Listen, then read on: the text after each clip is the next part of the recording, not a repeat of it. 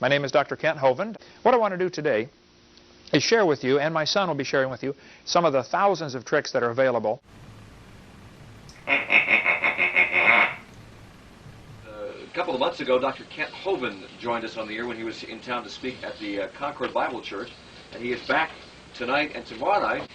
Dr. Hovind is a creationist. He became a Christian at the age of 16, and although you have a scientific background, that you were, I believe, a science teacher, is that correct? Yes, sir, high school science teacher. But for 17 years, I was a director of a children's ministry. Yes, sir, high school science teacher. A children's ministry. Last time that you were here, you volunteered to come back, and you've also volunteered to debate with an evolutionist. And so we have contacted one, and she's joining us today from California. Dr. Eugenie Scott has been since 1987 the executive director of the National Center for Science Education Incorporated. It's a pro-evolution, non-profit science education organization with members in every state.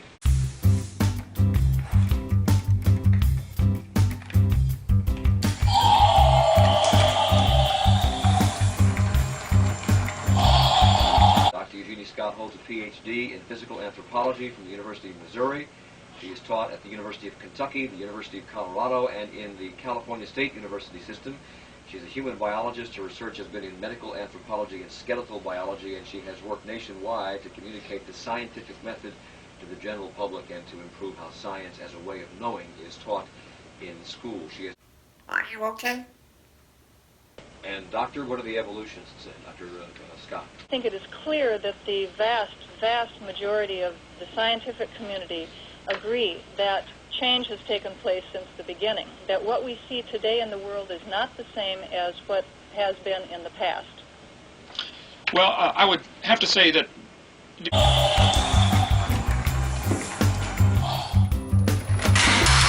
we need to define our terms here. Evolution, and I agree, there have been changes through time, but there is cosmic evolution.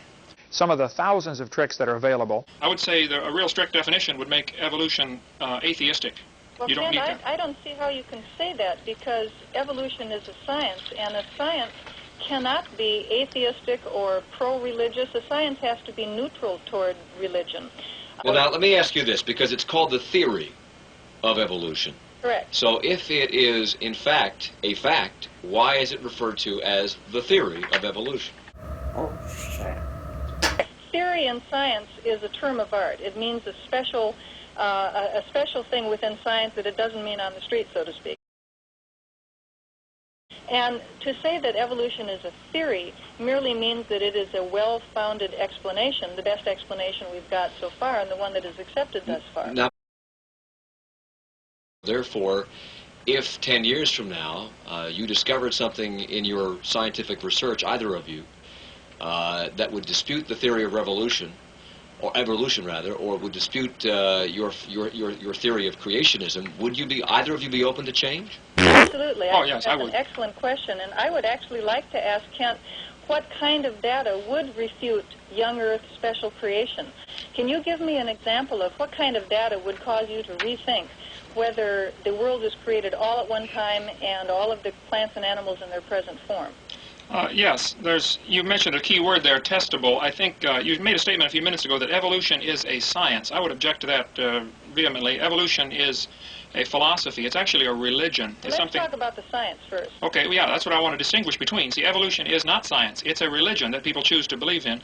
But Kent, what kind of data would cause you to give up your conclusion that the literal view of the Bible, that all the plants and animals were created in their present form a short period of time ago, within thousands of years? Right. What kind of data would cause you to give that idea up? Yeah, I will get to that in a second, but we got a couple things hanging that I think are very preliminary to this. Some of the thousands of tricks that are available. The definition of science is not a way of knowing. The scientific method involves things that are observable, testable, and demonstratable. Evolution is none of those. Nobody observes it happening. We don't observe any major changes. We don't see a horse, coming from a butterfly. I don't think anybody's predicted that horses came from butterflies. I think somebody's misled you about what evolution is, if that's the case. Do you believe... Wait a minute, wait. Do you believe... Collins introduced us to. Okay. We keep getting distracted here, Mr. Collins. The question I asked, which we sort of haven't been able to get to, is what kind of data would Kent except that would demonstrate to him that all plants and animals did not occur suddenly all at one time within the last couple thousand years. All right, let me jump in here. I'd like Dr. Hovind, if you would answer that question. I will come back and we'll Sure. all have her answer how evolution happened. We'll talk about that when we come right back on WBT. I don't lie. Take a fucking car like this. A 1966 Ford, a Country Squire 9-passenger station wagon. Don't worry about the equipment. Imagine all the fun you can have in the back. And while you're doing it, imagine all the money that bald-headed prick Ralph Williams is going to be making on the car he's trying to fuck you out of. Yes, the man that'll take every dime out of the San Francisco Bay Area and spend it on prostitutes, booze, and, of course, crap tables in the city of Las Vegas. I'm sure you've heard about it. So remember this. If you'd like to get fucked and hooked real hard before you buy a car, come down here. Let Ralph Williams do it. Why not? Okay. In order for something to be scientific, it has to be observable, testable, demonstratable, because you were not there, I was not there, nobody you know was there. It is outside the realm of science. This idea of proving the Earth is young or old is simply impossible scientifically. It's not testable, it's not demonstratable.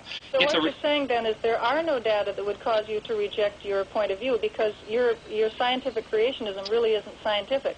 Well, neither is evolution. You mentioned in the letter that you faxed We're talking in. about evolution here. We're talking about you. We'll get back to evolution in a second. No, I agree. What you're saying is that scientific creationism is not scientific. I agree. There's no possible way to prove it scientifically. Why do you guys keep trying to get it taught in the public school science classes? If it's not science, it shouldn't be taught. Well, see, that's to prove the point. Evolution isn't science either, and it shouldn't be now taught. Let's talk about whether evolution is scientific. First of all, you have an exceedingly narrow definition of what science is. If we had to refer to things scientific as only those which were directly testable, directly observable, we'd have a pretty short list of sciences that we could talk about. For example, particle physics. Nobody has seen an atom. Nobody can observe the particles that are smashing into each other in an atom smasher. Oh, I agree. Sure. So therefore, particle physics is not science. No, there is a lot of theory in particle physics. An awful lot of theory. But hey, but it's not science because you can't directly observe it. Both are fundamentally religions. And yet, now you're saying that unless it's directly observable, it's not scientific. So, but I think that you'll probably agree that particle physics is a science. So there must be some kinds of sciences in which direct observation is not completely relevant. Okay, yes, and I would say creation would fall into that category. Creation is a scientific theory that is not directly testable. I mean, we weren't here when God created the world. Well, But I can think of some ways to test young Earth creationism. Okay, let's hear one. Well, you should be doing this job because one of the things that a real scientist does is come up with ways that his theory or explanation could possibly be refuted.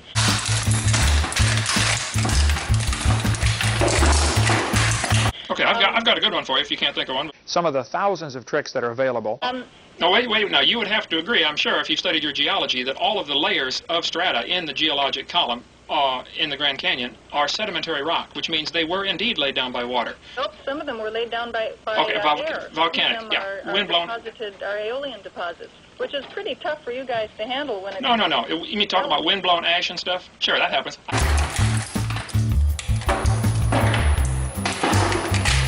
Crazy because you got the flood going over, depositing a water layer, and then you have the flood waters going someplace, an ash layer being deposited, then the flood water coming back and depositing water layer. You know, this whole thing is just really silly. Okay, I got to take a break right now, and we'll come back and we'll continue this conversation tonight. If you're dumb enough to buy a new car this weekend, you're a big enough schmuck to come to Big Bill Hell's Cars. Bad deals, cars that break down, thieves. If you think you're going to find a bargain at Big Bill, you can kiss my ass. It's our belief that you're such a stupid motherfucker, you'll fall for this bullshit. Guaranteed. If you find a better deal, shove it up your ugly ass. You heard us right. Shove it up your ugly ass. Bring your tray. Bring your title. Bring your wife. We'll fuck her. That's right, we'll fuck your wife. Because at Big Bill Hell, you're fucked 6 ways from Sunday. Take a hike to Big Bill Hell, home of challenge pissing. That's right, challenge pissing. How does it work? If you can piss 6 feet in the air straight up and not get wet, you get no down payment. Don't wait. Don't delay. Don't fuck with us or we'll rip your nuts off. Only at Big Bill Hell, the only dealer that tells you to fuck off. Hurry up, asshole. This event ends the minute after you write us a check. And it better not bounce or you're a dead motherfucker. Go to hell. Big Bill Hell's Cars. Baltimore's filthiest and exclusive home of the meanest sons of bitches in the state of Maryland.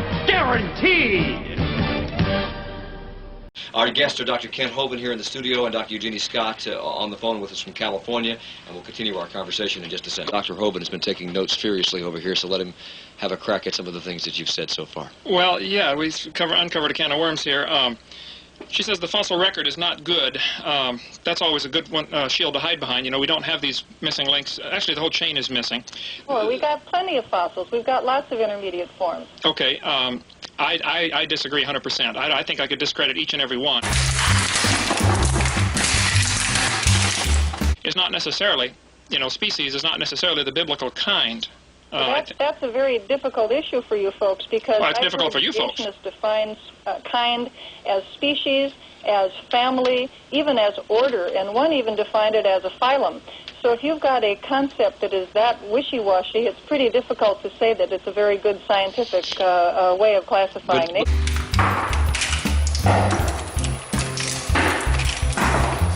See, that's a religion. Okay, let me ask Dr. Hovind a question. I'll have to take a break in a second here, but how do you explain, if life began, as the Bible says it does in Genesis in the Garden of Eden, that animals were created on one day and then man was created on another day and woman, you know, following that, how do we explain that all the kangaroos in the world are in Australia?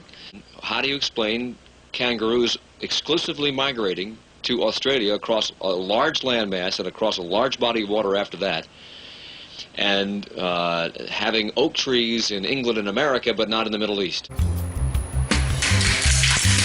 How did they get there? How did they get there? Well, if the oceans were not as deep as they are today, if you lowered the oceans just 1,000 feet, and they average 15,000 feet in depth, if you took that much water out of the oceans, all the continents become connected. Where they are. There are marsupials over here, and kangaroo fossils have been found in other places. They've been found in Africa. But they haven't. Yes, they have. Kangaroo fossils in Africa? That's nonsense. I got to take a break. I believe, if I'm not mistaken, you refuted carbon dating. Yes, sir. Okay. We'll talk about that when we come right back on WB. I was overweight and looked terrible, but AIDS helped me lose 46 pounds. AIDS helped me to lose 18 pounds, and it doesn't contain anything to make me nervous. Question: why take diet pills when you can enjoy AIDS? AIDS helps you lose weight without making you jittery.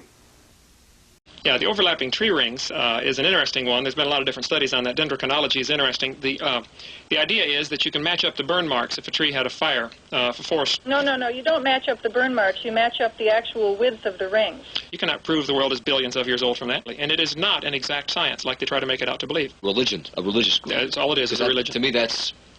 I don't understand that, so we'll get the answer to that. And when we come back in just a second.